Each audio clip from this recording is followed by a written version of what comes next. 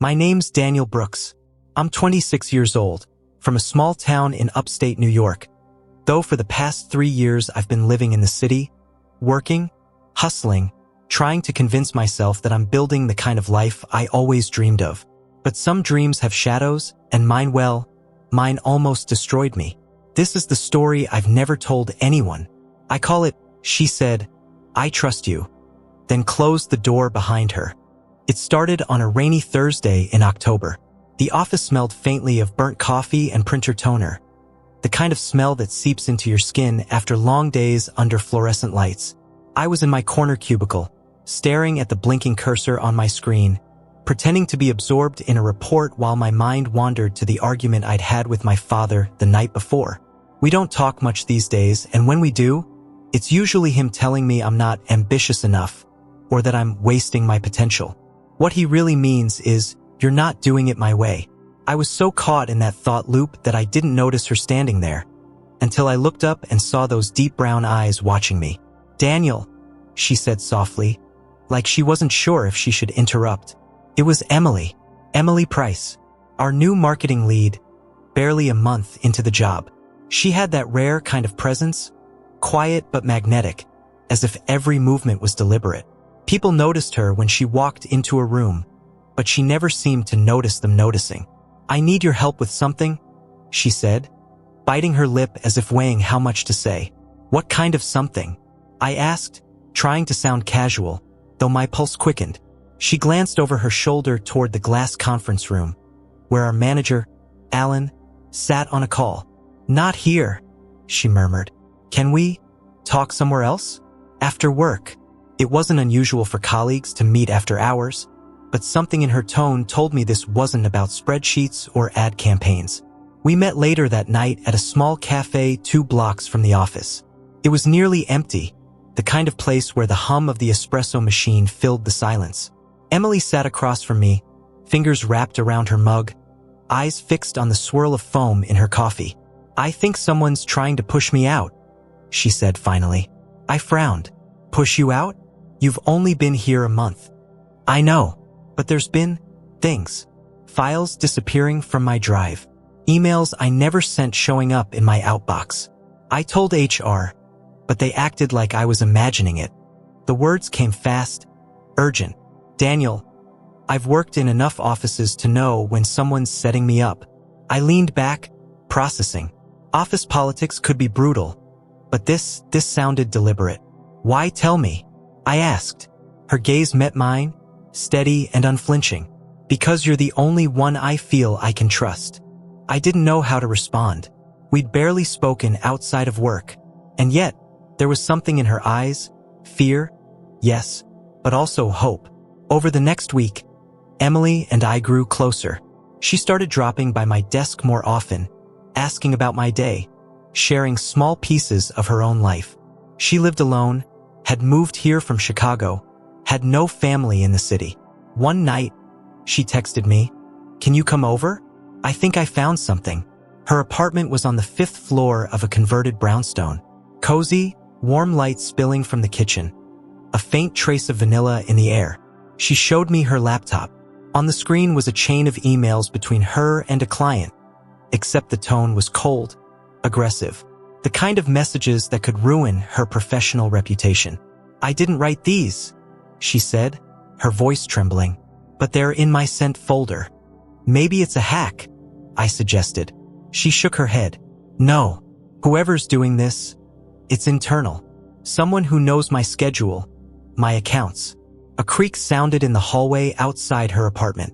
She froze. I turned toward the door, heart pounding. Do you have neighbors? I asked. Only Mrs. Lambert. She's in her 70s and half deaf, Emily whispered. The sound faded. We both exhaled. Emily stepped closer. Daniel, I don't know why I'm dragging you into this. Her voice broke. I trust you. She walked to her bedroom door, looked back at me once, then stepped inside. And just before the latch clicked, she said it again. I trust you. Then she closed the door behind her. I stood there in the stillness of her living room, unsure what that meant. Was she afraid? Was she hiding something? I wanted to believe it was simple, that she was just scared and needed someone in her corner. But deep down, something in me stirred, a warning I couldn't quite name. Because trust is a dangerous thing when you don't know the whole story. The next morning at work, Emily acted as if nothing had happened. No mention of the emails, no lingering glance in my direction, just her usual calm, composed self, typing away at her desk. But I couldn't stop thinking about her shutting that door in my face. Was it fear? Or was she protecting me from something? Or from herself? By lunch, Alan, the kind of boss who wears cologne like armor, pulled me into his office. "Daniel," he began, leaning back in his leather chair, "I've been getting some feedback." He paused, watching me like a cat deciding whether to pounce. About you spending a lot of time with Emily Price." I kept my face neutral. "We've been working on a few client campaigns together." He smiled, but it wasn't friendly. "Careful, Brooks. Office romances can complicate things." "I never said it was a romance," I replied, but he'd already turned back to his computer. "That'll be all." That night, Emily texted again. "Meet me at the park near my place. 8 p.m. The air was cool, the kind of fall evening where the streetlights cast long, trembling shadows. She was already there, sitting on a bench, hair loose, expression tight. "I think I know who's behind it," she said, eyes scanning the path. "But I can't prove it." "Who?" Her jaw clenched. "Alan." The name hit me like a stone. "He's been inappropriate," she continued, voice low. "Little comments, lingering touches." I shut him down, and then all this started happening. The fake emails, the missing files. "It's him." "Why not go to HR?" I asked. I did. They told me to document everything, which is corporate speak for "we're not touching this." I wanted to tell her to go to the police, but without proof, it would just be her word against his. She looked at me then, really looked at me. "You believe me, right?" "I do," I said, and meant it. Or at least, I wanted to mean it. Over the next few days, things escalated. Alan started assigning Emily impossible deadlines, then berating her in meetings when she couldn't meet them. I caught him in lies, claiming she'd missed calls I knew she'd taken, forgetting to CC her on important threads. I tried to shield her, taking on some of her workload, staying late to help her finish projects. And in those quiet, exhausted hours, our conversations drifted from work to life. She told me about her childhood in Chicago, about her mom, who left when she was 12, and her dad, who drowned himself in whiskey instead of facing the pain. About the boy she loved in college, who cheated on her with her best friend. "You ever feel like you're just cursed?" she asked one night. "All the time," I admitted. "But I don't think it's a curse. I think we just keep finding the wrong people to trust." She smiled, but there was sadness in it. Then, one Friday evening, everything cracked. I was at my desk, finishing a report, when I heard raised voices in Alan's office. Emily's voice, shaking but firm, followed by Alan's, low and sharp. The door opened. Emily stormed out, eyes wet, laptop clutched to her chest. She didn't look at anyone as she headed straight for the elevator. Alan emerged moments later, his face a mask of annoyance. "Brooks," he barked, "conference room. Now." I followed him in. "Emily's been terminated," he said flatly. "Security's escorting her out. She violated company policy, leaking client data to a competitor." "That's ridiculous," I said before I could stop myself. "Careful," he warned. "You want to keep your job? You'll stay out of this." I left the office and called Emily, but she didn't answer. Her apartment building's buzzer was silent when I tried it. Hours later, I got a text from an unknown number. "Don't look for me. I'll explain when it's safe." Safe from what? 2 days passed with no word. On the third night, I was walking home when I spotted her across the street. She was in a dark coat, hood up, moving quickly. "Emily," I called. She froze, then darted into a side alley. I chased after her, my shoes slapping against wet pavement. When I caught up, she was pressed against a brick wall, eyes wide. "Daniel, you can't be here," she whispered. "What's going on?" What happened? She hesitated, then said, "It's not just Alan. There's more. And if you keep digging, they'll come after you, too." "Who's they?" I demanded. Her lips trembled. "I can't." A sudden noise, footsteps approaching. She grabbed my hand, squeezed it hard. "I trust you," she said again, "but you have to walk away." Then she slipped past me and disappeared into the night. That was the last time I saw her for weeks. But her absence, it wasn't empty. It was heavy, full of unspoken things. And I had no idea that the next time I saw Emily, she wouldn't be alone, and she wouldn't be the same woman I thought I knew. It was a cold Wednesday night when she reappeared. I was leaving a late meeting, collar pulled up against the wind, when I saw her across the street. This time, she didn't run. She was standing under the glow of a street lamp, coat wrapped tight, hair windswept, and she wasn't alone. A man in his late 30s stood beside her, tall, broad-shouldered, wearing a dark suit that screamed expensive trouble. Emily caught my eye and gave the smallest shake of her head, like she was warning me not to cross. But I did anyway. "Emily," I said, my voice more raw than I expected. The man stepped forward, blocking her like a shield. "You must be Daniel," he said. His tone was polite, but there was steel underneath. "Who are you?" I demanded. Emily touched his arm. "It's okay." She looked at me then, her expression unreadable. "Daniel, this is Mark. He's helping me." I didn't like the way she said it. Helping her how? We ended up in a small bar 3 blocks away. Mark sat silently, nursing a whiskey, while Emily spoke. After I left the company, I found out Alan was working with an outside contractor. They've been funneling client data to a shell corporation.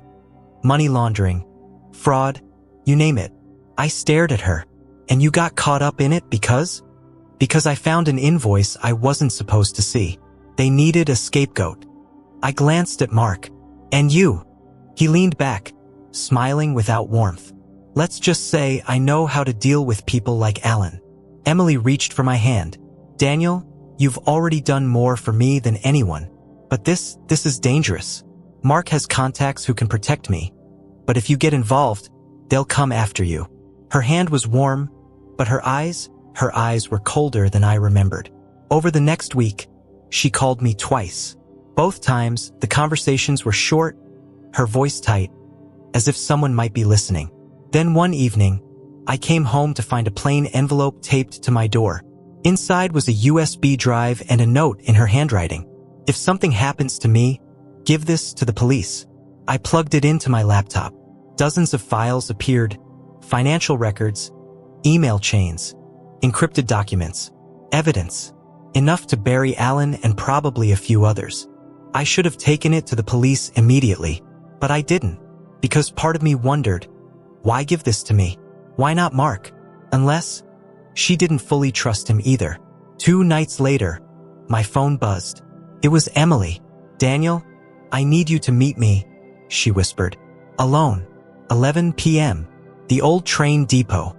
Her voice was shaky. I almost didn't go. But at 10:45, I found myself walking through the dark, empty platform, the air sharp with the scent of rust and rain. She was there, standing under a flickering light. "I can't stay," she said, eyes darting. "Mark, he's not who I thought he was. He's in on it. I think he's been using me to get the files." Before I could respond, a car engine roared nearby. Headlights flared. Emily grabbed my arm. "Run." We sprinted into the shadows, feet pounding on wet gravel. A shout echoed behind us. I didn't look back. When we finally stopped, gasping for air, she leaned against a wall, tears streaking her cheeks. "I didn't know who to trust anymore," she said, voice breaking. "I still don't.